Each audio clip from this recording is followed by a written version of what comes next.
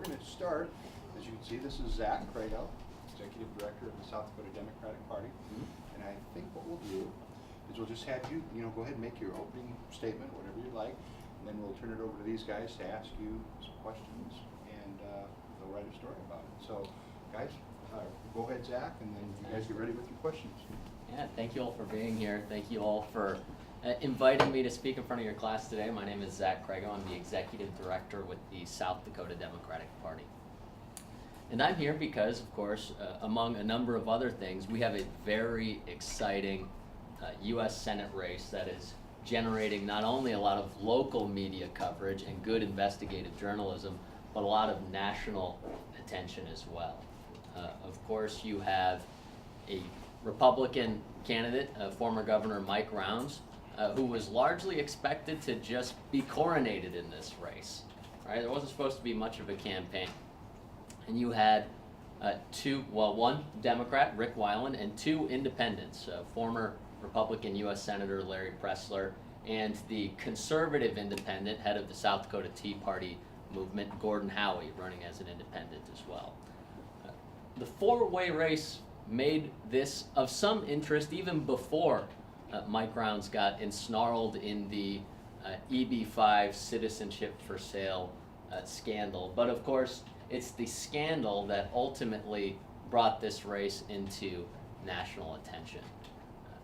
Here's what we know about the Mike Rounds EB-5 citizenship for sale scandal, the indisputable facts. Number one, Mike Rounds championed the EB-5 program, which is an immigrant investor program, allows wealthy foreigners to purchase green cards for $500,000 if they use that money to invest in a local project. Championed this program as an economic development tool, part of his economic development strategy for local projects in South Dakota he supported. And he continues to defend the program today. Of course, not all was well in the state's administration of the program. Over the course of a period of time, starting in the Rounds administration and afterwards, we had high-profile bankruptcies from these EB-5 program investments. First and foremost among them, the Northern Beef Packing Plant in Aberdeen. That was followed by a series of state audits, lawsuits, hearings, and now just yesterday we learned that there is an active investigation from the FBI into the state's administration of the EB-5 program. That's number one. Number two, we know that a Rounds employee, a gentleman named Yope Bolin, signed an illegal contract with a company he owned to administer the EB-5 program. A clear conflict of interest, and a contract he signed without the authorization from the Board of Regents or the Governor's Office of Economic Development. As a result of this illegal contract and the very lucrative immigrant investor fees that Yope Bolin charged while remaining a state employee, a Rounds employee, he walked away with $108 million that belongs to the people of South Dakota. We also know, as a result of this illegal contract, that Yope Bolin dragged South Dakota into a 6-year lawsuit that has already cost our state nearly $500,000 in attorney fees. And it's actually from this lawsuit where we learned a lot of the key facts and details about the EB-5 scandal. South Dakota attorneys filed, of course, a raft of court documents, contracts, correspondence, where we learned that this Rounds employee willfully deceived his superiors and concealed some of the illegal activity taking place in the state's administration of the EB-5 program. That would be a scandal in and of itself, but the real scandal pivots to what Mike Rounds knew about this law-breaking activity and when he knew it. Of course, immediately after the state was dragged into the lawsuit, and the Board of Regents and the Governor's Office of Economic Development found out about this lawsuit, immediately the state, as our attorney says, went to DEFCON 4, right? They informed Northern States Attorney, who informed the Board of Regents General Counsel, who informed the Attorney General, and within a matter of days, you had attorneys representing NSU, Board of Regents, the Attorney General, the Governor's Office of Economic Development, and others directly involved in the lawsuit. As a result, they knew all the gory, sordid details of the EB-5 scandal. What did Mike Rounds do when he learned of these things? Mike Rounds didn't fire this willfully deceptive state employee. In fact, he protected the employee and eventually in 2009 rewarded him with a lucrative no-bid contract to continue running this program completely off the state books. That's exactly what's made this race interesting, right? And it's exactly what's caused South Dakotans to now question the public statements and written testimony of Governor Mike Rounds. And they have a right to question that written testimony, largely because in time after time, Mike Rounds has said one thing, and documents have contradicted his statements, right? And this has been the result of really good investigative reporting from South Dakota reporters, right? Mike Rounds said his office wasn't served legal papers. Well, in a reporter from the Rapid City Journal actually found the proof of service to Governor Mike Rounds' office, showing that in fact he was served legal papers in this matter. Mike Rounds said, I didn't personally recruit immigrant investors. Well, a letter surfaced from a peer correspondent, Bob Mercer, showing that Mike Rounds in fact was personally recruiting immigrant investors as early as 2005. And then Mike Rounds has repeatedly said, hey, don't blame me, it's all the Board of Regents' fault. It's their guy, they did it. And then through all the depositions and court documents, we've learned, in fact, that not only did Mike Rounds grant this employee the authority to run the program, but that the Governor's Office of Economic Development was paying for his activities, was receiving regular reports, and was assigning duties and responsibilities to him while Yoke Boland was reporting directly to the Governor's Office of Economic Development. That's made this race exciting and made South Dakotans again distrust Mike Rounds. And I'm happy to be here to talk to you more about that or any other aspect of this race or the work that I do. So I'll open it up to questions. So it's a pretty Republican state. So the Democratic Party usually doesn't get as many seats as like the Republicans. Mm-hmm. How do you think the race would be if there wasn't the EB-5 scandal? Most certainly, I think South Dakotans, I'll say this, South Dakotans traditionally, they will elect people to their state legislature that are more conservative than they are. And in fact, there's a host of empirical research to back this up. So I encourage you to look into that. But that aside, we know that to be true largely because when it comes to the issues, South Dakotans stand with the Democratic platform, right? We were very proud to be part of a coalition who sponsored and initiated measure to raise the minimum wage, a measure that's on the ballot this election cycle. It raises the minimum wage from $7.25 to $8.50 an hour with annual cost of living increases going forward, and it ties the minimum wage for tipped employees to half of the state minimum wage. South Dakotans support that issue by a huge margin. The polling ranges between 60 and 75% support. In fact, if you look at the public polling that even comes from Republican pollsters, they'll show you that a near majority of Republicans support raising the minimum wage. This is a common sense issue that reflects South Dakota's values, right? South Dakotans value our work ethic. We want to reward hard work, and we believe that South Dakotans are some of the hardest working people in America. I mean, we really do take pride in showing up early and staying late, working hard, playing by the rules, right? But time and time again, efforts to raise the minimum wage in the state legislature fail just because of Republican and special interest opposition. We believe, as we've seen in times past, that if we take this issue directly to the people of South Dakota, put it on the ballot, that South Dakotans are going to say yes to raising the minimum wage. You see the same thing with other issues like Medicaid expansion and education funding as well. The hard part has always been for us to take those issues and make sure that we tie them to our candidates too, right? And that's where politics comes into play. You have to have strong candidates who can carry an issue with credibility. And I think that's why it's incumbent on the party, both parties really, to recruit the strongest candidates possible who can carry that message. In this election cycle, we have very strong candidates up and down the ballot. Just a quick follow-up on EB5. When Bolin signed his contract in January 2008 Yep. with SDRC, do you think that Mike Rounds knew that that was a company that Bolin had started just days before? And when do you think he might have known that information? Well, here's what's fascinating about that, and really good, obviously, research that you've done on this. Yote Bolin created a company in January 10th, 2008, and then as a state employee signed a contract with that company to privatize the program, basically put it in his control 5 days later, right? Now here's what's fascinating about that, and again we get back to the fundamental question, what did Mike Rounds know and when did he know it?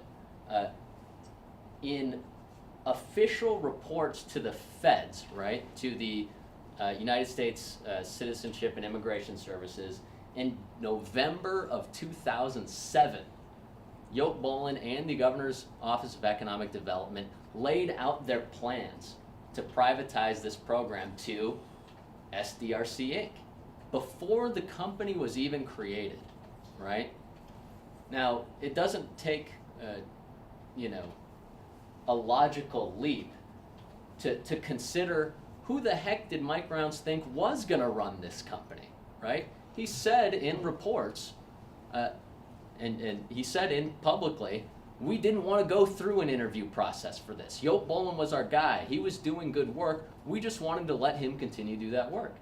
So when they laid out in federal applications, we're going to privatize this thing, and Yote Bolin said he was going to run it, who did they think owned this company, right? It seems to me clear, and I think to most South Dakotans it's clear, that there was an incredible ethical lapse. And in fact, there was most certainly an allowable offense to take place here, right?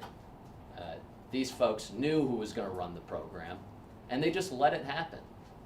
Maybe because maybe they didn't even realize what they were doing was wrong, but fact of the matter it was, and in fact it was illegal. Unless Mike Rounds or the Board of Regents wants to own up to authorizing that contract, and none of them do, then this contract was illegal, and as a result, the ill-gotten gains belong to the people of South Dakota.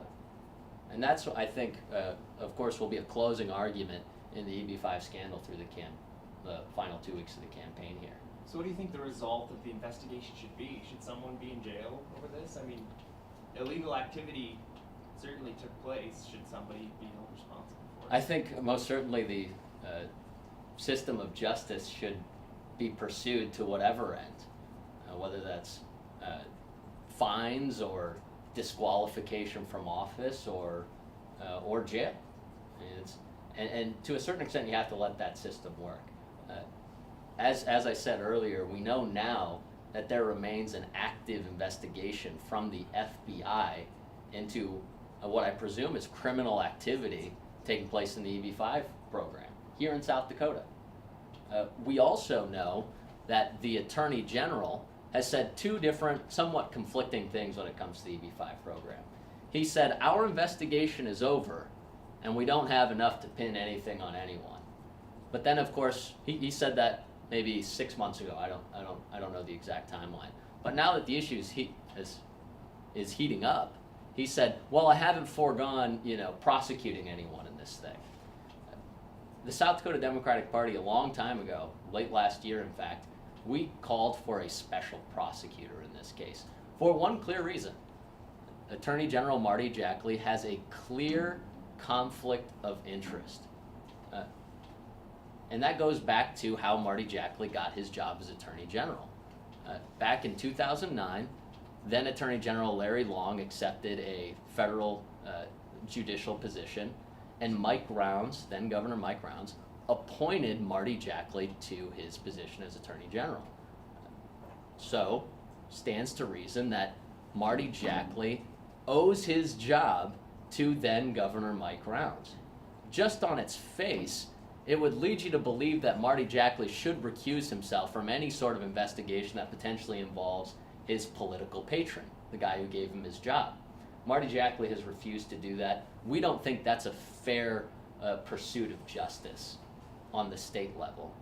So our hope is that Attorney General Marty Jackley will do the right thing and recuse himself so an independent special prosecutor can be appointed to really get to the bottom of this scandal.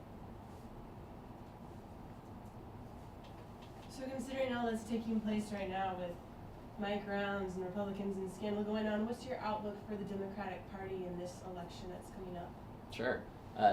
Not only do I think we're going to win the U.S. Senate race in a very, very tight election, but I think we're going to compete in the other top of the ticket races as well, and we're going to make some really big gains in the state legislature.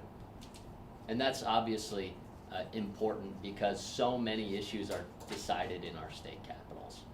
And I think we'll make particularly big gains in the state Senate. If I'm not mistaken, there aren't Democrats filled on all the ballot positions, like Attorney General, for example. Sure. Do you feel like, do you wish you had filled some of those spots, like school and public lands and other places on the ballot? Was there just a lack of interest to run, or are you just targeting specific races this year? Yeah, I think any party wants all the positions filled. And sometimes reality steps in, right? I would say most certainly, first and foremost, we take a very targeted approach to elections, right? Our top priority is to fill races we can win, where we believe we have a strong chance of competing and winning. Not only is that, of course, your federal races, U.S. Senate, Congress, but it's some of your other top tier races, governor and Senate, right? But to be frank, South Dakota Democrats have not had a strong history of winning some of the other constitutional offices. And there might be some, clear, what's the word I'm looking for? There might be just some clear reasons why that is the case, right? Of course, South Dakota Democrats have a registration disadvantage, right? So before a race even starts, a South Dakota Democrat has to not only make sure they have their base entirely consolidated behind them, but they have to have the resources to convince a certain number of independents and moderate Republicans to support them.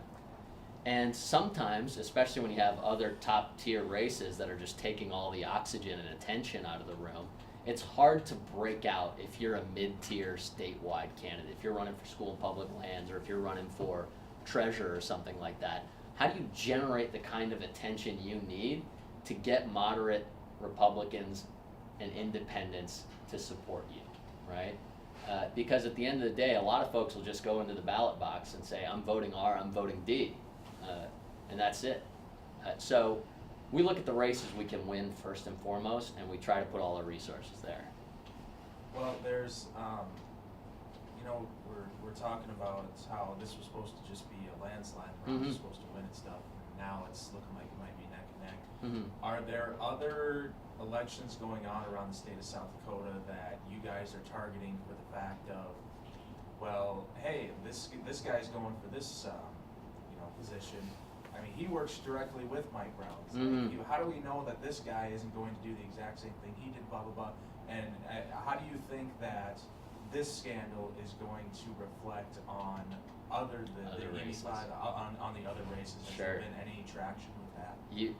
Brookings here actually has a great example of one way we employed a tactic of tying Mike Rounds' scandal to a local legislative candidate. As you all may know, State Senator Larry Tiedemann here chaired the committee which was charged with investigating the EB5 scandal for the state legislature. And as chair, back in July, he refused, as did every other Republican on the legislative panel, to subpoena Yote Bolin, the one individual everyone knows is deeply involved in the EB-5 scandal. In fact, the motion to subpoena Yote Bolin died for lack of a second. And in fact, that's how this whole thing really blew up. I mean, suddenly you had reporters, editors across the state saying, you know, this is wrong. In one of the clearest scandals in modern South Dakota history, we couldn't even get a second to ask someone some questions about it, right? Well, of course, as a result of the public outcry that occurred after that hearing, State Senator Larry Tiedemann, under a lot of pressure from the public and the press, agreed to hold an additional hearing where they would ask questions from Mike Rounds, Dennis Dugard, Yote Bolin, and some others who were involved in the EB-5 scandal.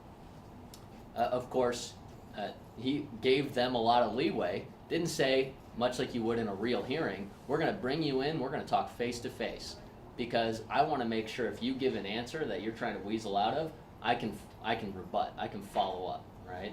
He let them get away with just submitting term papers, right? Hey, you got 2 weeks, just write whatever you want, send them in, and we'll review the questions afterwards. It was frankly, it was a disservice to the people of South Dakota. And many South Dakotans knew that. I mean, this is not what you do if you are investigating a scandal, or in fact, just figuring out ways to reform policies so something like this never happened again. So we decided that we were going to hold Larry Tiedemann accountable for his lack of curiosity, so to say, in pursuing answers to the EB-5 scandal, to finding the truth behind the scandal. And in fact, what we did was we announced to the entire South Dakota Democratic Party and to the public that we were going to begin publishing newspaper ads in the Brookings Register, asking Senator Larry Tiedemann, what are you trying to hide? Why are you trying to obstruct the pursuit of truth in the EB-5 scandal? And then we laid out some of the basic facts as we knew them then, so the public knew. And in fact, we had South Dakotans across the state and here in Brookings sign a petition saying, State Senator Larry Tiedemann, please subpoena Mike Rounds and Dennis Dugard so we can get the answers here. And we published not only the image and the key points of the scandal, but we also published the names of folks who signed the petition. And then moreover, because of course this is, he is a state legislator for District 7, Brookings County, we published contact information for any voter in Brookings who read this, saw the ad, to contact State Senator Larry Tiedemann and share their point of view, for him or against him, right? That's the kind of activity that we've pursued here, and in different forms, whether it's newspaper or postcards, for example, mail, that we've tied a few other folks along the way as well. And is this, does Dugard have a big thing in this? I'm not trying to be crazy here. Is this impeachable, do you think? Do you think that, if he knew about this and this was going on, 'cause if Rounds knows, Yeah. I'm sure they work pretty much hand in hand together a lot. Yeah. Do you think that he should be accountable for any of this? Without a doubt, I think Governor Dennis Dugard holds a level of accountability in this that he is outright denied. In fact, at the very beginning of this scandal, when the scandal started unfolding, it was really funny to see Governor Mike Rounds say, hey, don't look at me. Benda, his former cabinet secretary, got that check when Governor Dennis Dugard was in office. And Governor Dennis Dugard said, hey, don't look at me. I wasn't there when this whole thing started. A lot of finger pointing, right? The fact of the matter is, this scandal started unfolding in 2008 with the illegal contract, right? And shortly thereafter, as South Dakota gets dragged into this lawsuit and we start learning all of the sordid details, the information goes up the chain. Everyone knows. And yet Mike Rounds doesn't fire him. In fact, Mike Rounds rewards him.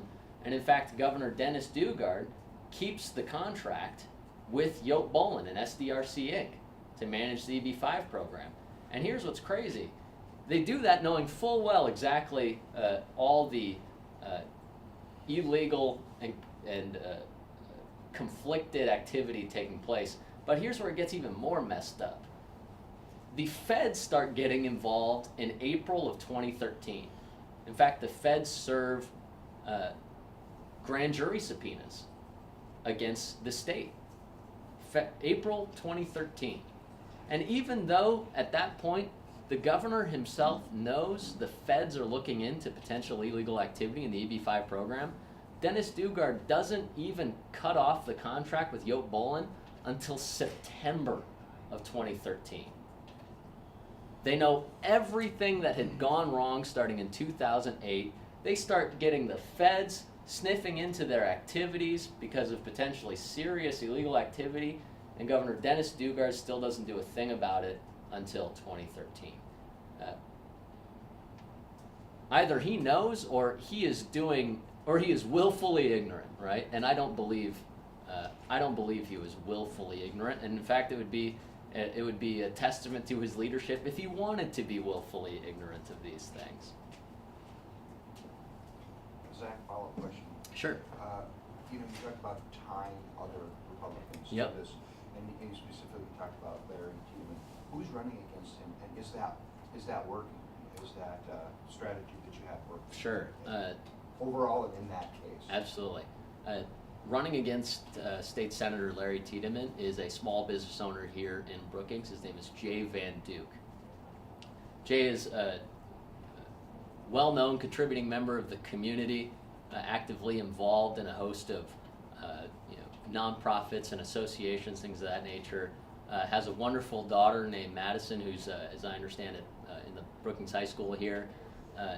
And he, in fact, has made part of his message at forums and things of this nature, the states, or specifically State Senator Larry Tiedemann's obstruction of the truth in the EB-5 scandal. I will back up just 1 second, give the macro view of this. One reason why District 7 looks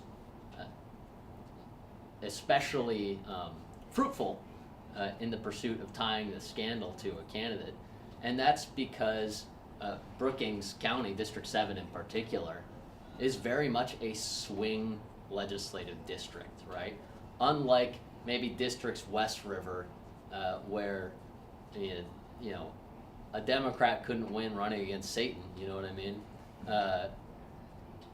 Here in District 7, Democrats have won, can win, and in fact, Brookings residents have repeatedly voted for Democrats at the top of the ticket. In 2012, in fact, Barack Obama won this legislative district, got more votes than Mitt Romney, right?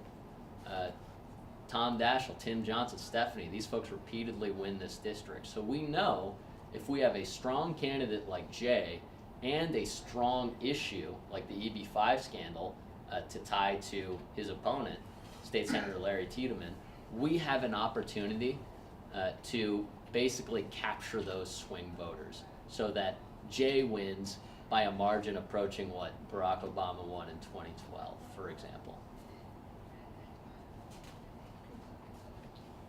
So just last year, Harry Reid said about Rick Weiland that he's not my choice. Mm-hmm.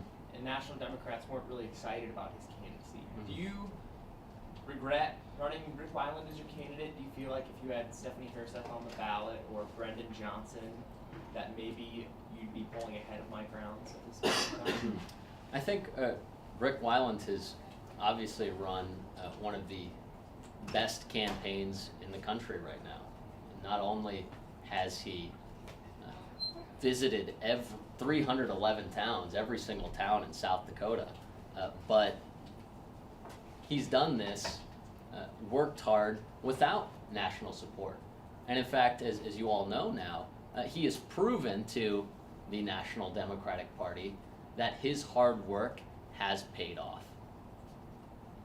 And that's why you see big investments from the Democratic Senatorial Campaign Committee, for example, coming in to support Rick Weiland. In a recent poll in the Argus Leader, it said 55% of Democrats actually support Larry Pressler. Do you feel like other candidates like that, or in any of the races, are pulling from like the straight ticket, like Democratic, like Rick Weiland, for example? I haven't seen that poll. The polls I've seen show a much higher level of support, obviously, for Rick Weiland from Democrats. But without a doubt, Larry Pressler's pulling support from both sides. And that's what's, again, so fascinating about a four-way race. It's truly a scramble. And in fact, polls consistently have struggled to, forecast three-way or four-way elections, right? You have huge polling misses on election day just by having a strong third-party candidate or a fourth candidate on the ballot. And we're seeing a lot of that right now, right? I think at the end of the day, and you've already seen some of this, the independent candidates have peaked to a certain extent, and because they don't have a party apparatus to back them up, you're going to see their support drop down to their base level of support. And for Larry Pressler, his base isn't Democrats, his base is older, in particular, Republicans who remember him from when he served in the U.S. Senate for 3 terms. And so, in fact, I think at the end of the day, you're going to see Larry Pressler pulling more votes from Mike Rounds than he will from Rick Weiland. I want to ask you this question. You talked about Rick not having a whole lot of support at first. Now he's getting national support. We see that Rounds, is getting it too. What's going to happen the next?